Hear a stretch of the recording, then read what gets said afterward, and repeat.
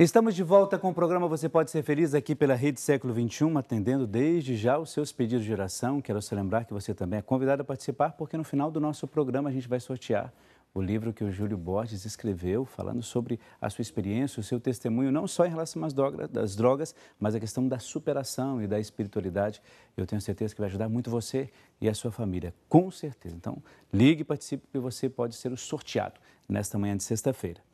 Nós temos os pedidos de oração, como, por exemplo, da Maria Santa Urbano de Oliveira. Ela é de Amparo, no interior de São Paulo, pede oração pela libertação dos vícios. De Guilherme e Juliano de Oliveira, pede também pelos resultados de exame, né, que ela vai fazer, e pede também por toda a sua família.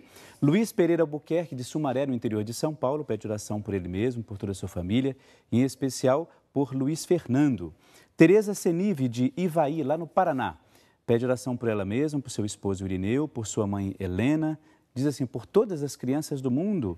E também pede por todos da Associação do Senhor Jesus, por todos os padres daqui da associação e de todos os seus familiares. Inês Iracema Somavila Farencena, ela é de Pinhal Grande, lá em Rio Grande do Sul. Pede oração em especial por ela mesma. No próximo dia 16, ela vai passar por exames médicos, então ela pede ajuda, claro, conte com as nossas orações. A Maria Olívia Filomena Pinto Gonçalves, de Recife, lá em Pernambuco, pede oração por ela mesma e por toda a sua família. A Maria das Dores de Oliveira Alves, ela é de Conchal, no interior de São Paulo, também pede oração por ela mesma, pede por paz, saúde e por toda a sua família. Vera Maria Rodrigues Aguiar, de Vitória, no Espírito Santo, pede oração por ela mesma, por saúde, proteção, também por todos os seus familiares. Daqui a pouco a gente continua lendo os pedidos de oração, porque tem aqueles que mandaram os seus pedidos pelo Facebook. Nós vamos dar uma olhada aqui e nós vamos ver quais são a gente vê aí as fotos que você está vendo. Nós temos aqui a Estela Murakami. Bom dia, Padre Aira, sua bênção. Estou assistindo, reze por mim, pela minha saúde, pelo meu neto. Deus o abençoe. A Maria, que o meu resultado da biópsia de tireoide seja entregue, que vai ser entregue na terça-feira, que eu consiga bons médicos, bons hospitais. Exato. Eunice Machado, reze por toda a minha família, colegas de trabalho, conhecidos. Marcos Rios, peço pela paz, perseverança na fé e pelo emprego.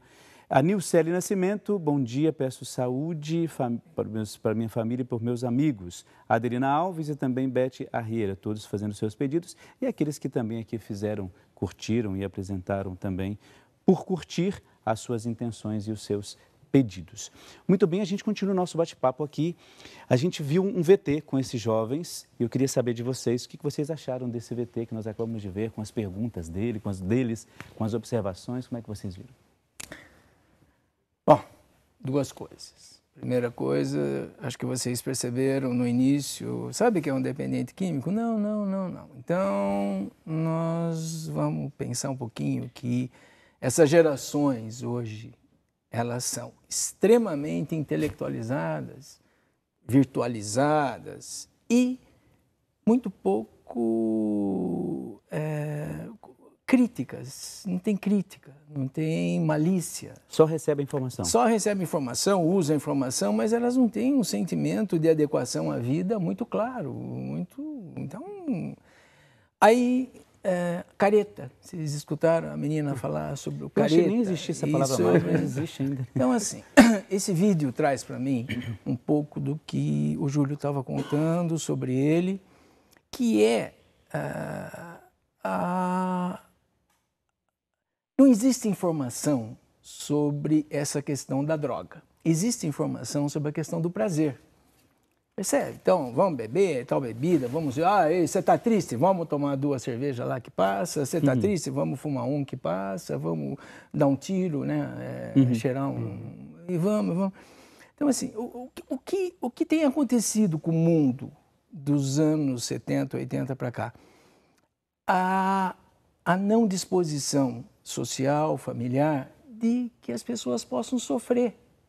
Percebe? A vida, ela tem momentos gostosos, nós temos sonhos e temos sofrimento. As pessoas morrem. Um amigo levou um tiro, as pessoas morrem, as coisas acabam. Às vezes a gente acaba com as coisas boas da gente, a gente se sabota muito. E a ilusão do prazer é a confusão do prazer com felicidade, né? O que é felicidade? Felicidade É você ir construindo algo para você atingir um alvo. Uma profissão, um casamento, uma realização pessoal. O que é prazer? É hoje, aqui e agora. Então eu conheço jovens que às vezes saem da escola para ir beber num bar que vende bebida para gente de 14 anos. Uhum. Então, o que esse vídeo me traz é a minha grande preocupação com essas gerações que são iludidas, convidadas aí pela mídia, muitas vezes, pelas novelas. Você tem que ser feliz. Ferre-se tudo, você tem que ser feliz, então vai ser feliz. Puxa, eu tenho prova segunda, né? Deixa eu falar, não, vamos sair, vamos lá. Se der certo bem. Toma uma aí. Tá. Então, assim, a ingenuidade psíquica que hoje nossas crianças e nossos adolescentes têm, uma ingenuidade psíquica. E a ideia de que, de repente, a maconha é a minha melhor relação com a vida. E embora foi só o menino lá que falou, mas esta coisa, essa diferença, Júlio Padre, entre religião, que deveria ser o encargo dos pastores, dos padres e dos chefes religiosos de fazer este religo, esta religação do homem com Deus, e espiritualidade. O que o Júlio viveu foi uma experiência espiritual, não foi religiosa. Profunda, eu li no livro aqui. Não foi religiosa, né? Então, assim, vamos à missa, acorda para ir à missa. Pô, ir à missa? Você vai me tirar o sono? Então eu já vou para a missa angustiado. E escutar um sermão de um padre, e você percebeu? Entendi. Então, isso não é religião. Isso é ritual, rotina. E a religião não é isso, entende? Deus não está... Por isso que é bom destacar isso. Ele fez uma experiência espiritual belíssima. Pertinho do pai e da mãe. Percebeu? Lá na casa dele. Agora, o doutor Ivan falou que teve uma preocupação quando viu o vídeo. Você também estava comentando isso, né? Que você teve uma preocupação enquanto estava passando. Você disse, eu tenho essa preocupação, agora eu não me lembro.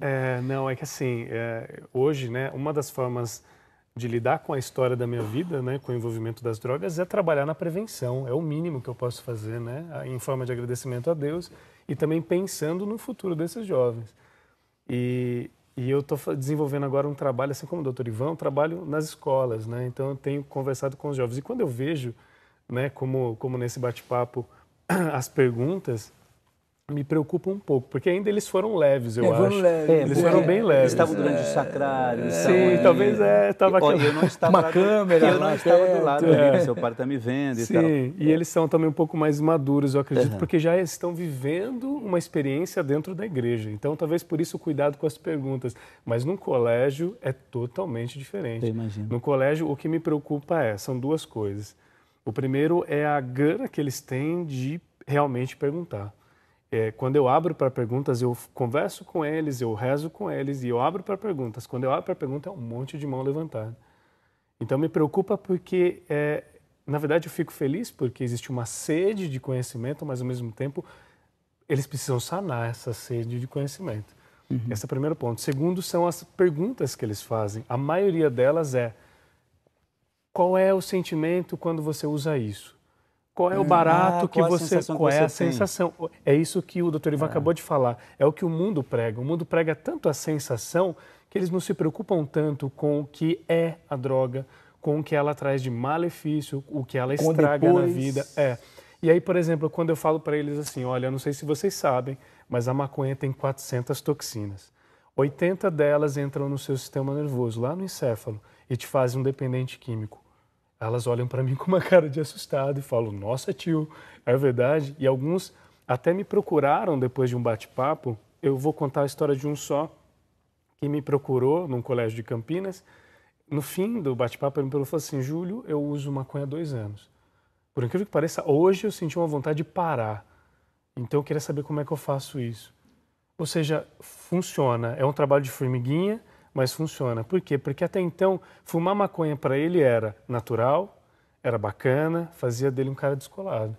Mas ele não sabia que tinha 400 toxinas que transformaria ele em um cara dependente. E a idade dele qual era? Era 17 anos, mais ou menos. Ou seja, dos 15 aos 17 ele já estava fumando maconha.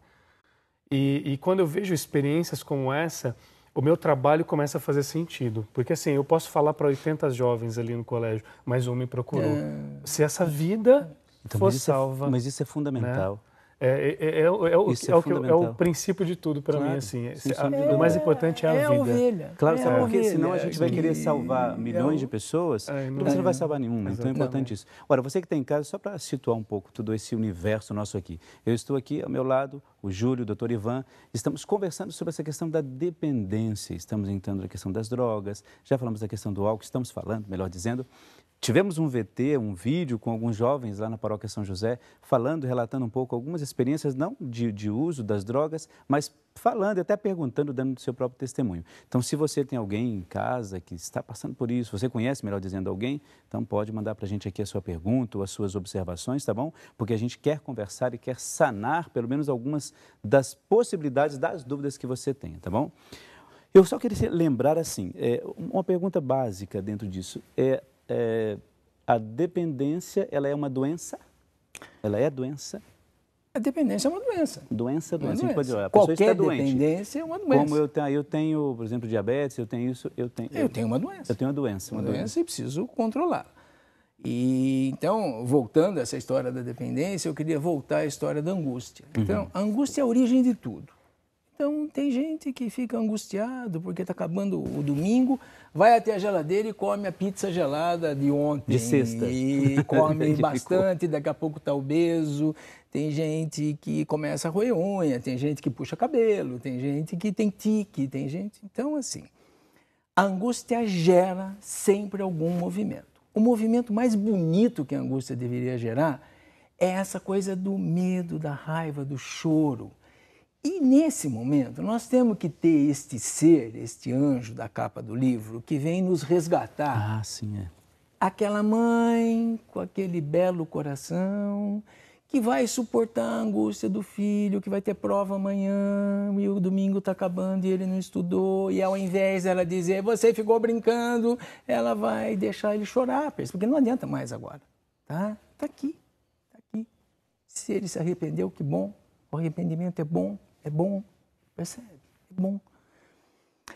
Aquele marido chegou nervoso em casa, está angustiado, vai pegar um copo de uísque, essa mulher, essa esposa, deve chegar do lado dele, sentar, deixar ele beber uísque, mas fazer ele falar sobre o que está acontecendo, por que ele está, percebe? E aí talvez a hora que ele fale, o uísque fica quente no copo, e ele vai falar, vai chorar, vai sentir raiva, raiva do chefe, raiva do mundo, raiva do Brasil, porque ele está achando que vai perder o emprego. Então, a alma angelical que pode vir dessa experiência íntima que o Júlio teve, que pode vir de uma boa mãe, suficiente para poder entender que aquilo é sofrimento, percebe? Que não precisa ser punido, nenhum sofrimento precisa ser punido.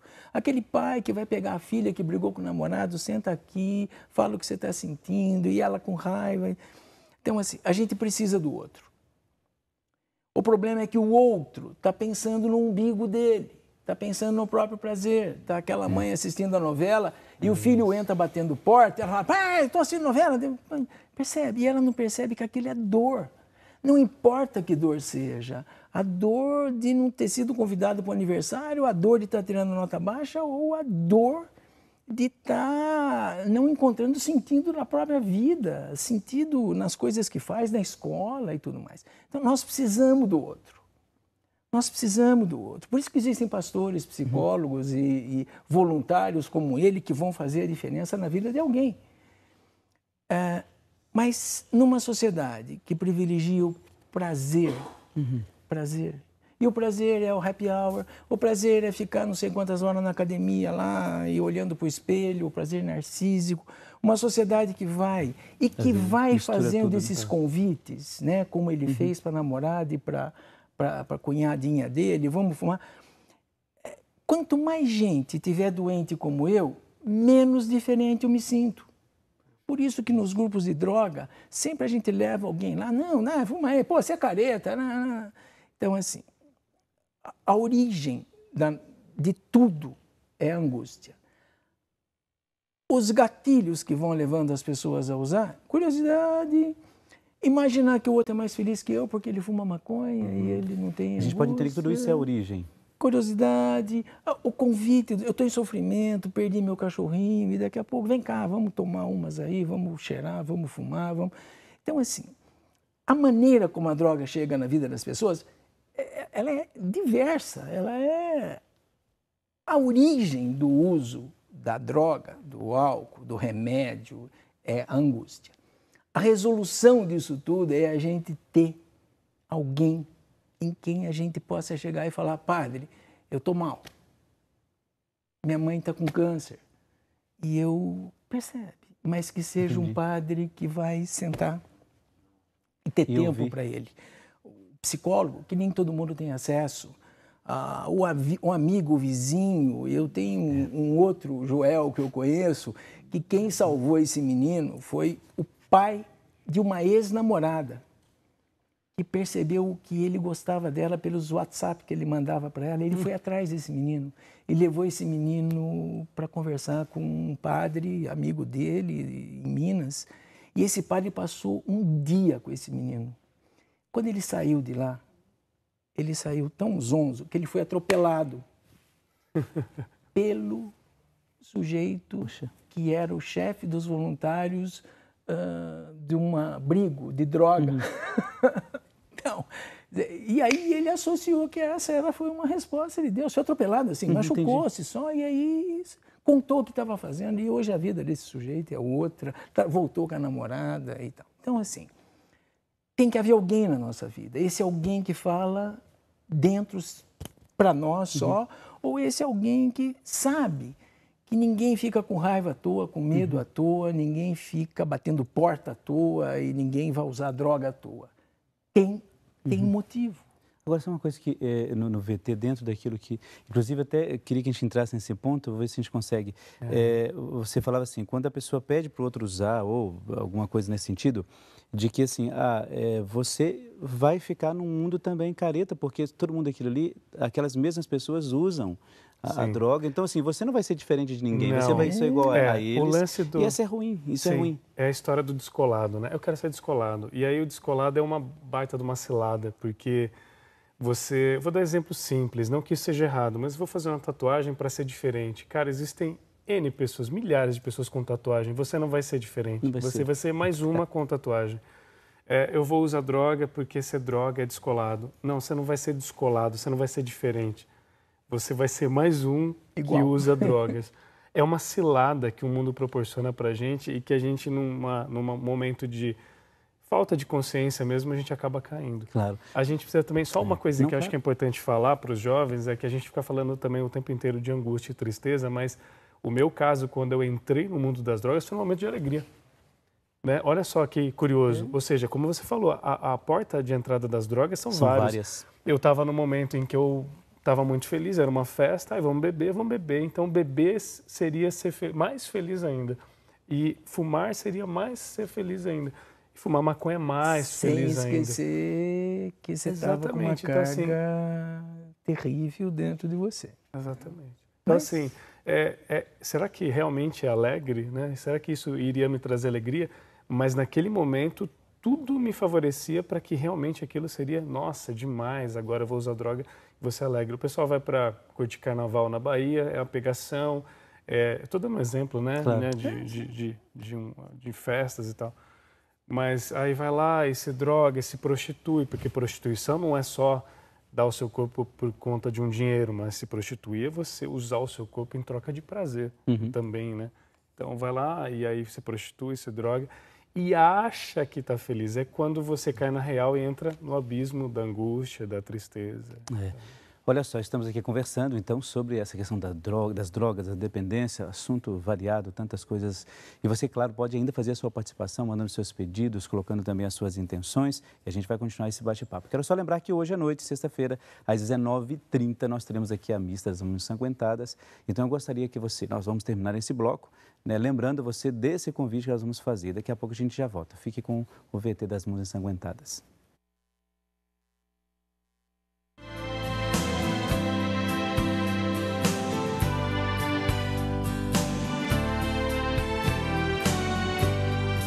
Estou convencido de que através desta novena Jesus tem transformado muitas vidas. Sei disto porque todos os dias recebo centenas de cartas com testemunhos de graças alcançadas. Por isso, uma vez por mês, eu celebro a missa das mãos ensanguentadas de Jesus para que juntos possamos louvar e agradecer a Deus por tantas bênçãos. E você? Acredita que Deus age e realiza o impossível? Então, espero você para a missa das mãos ensanguentadas de Jesus.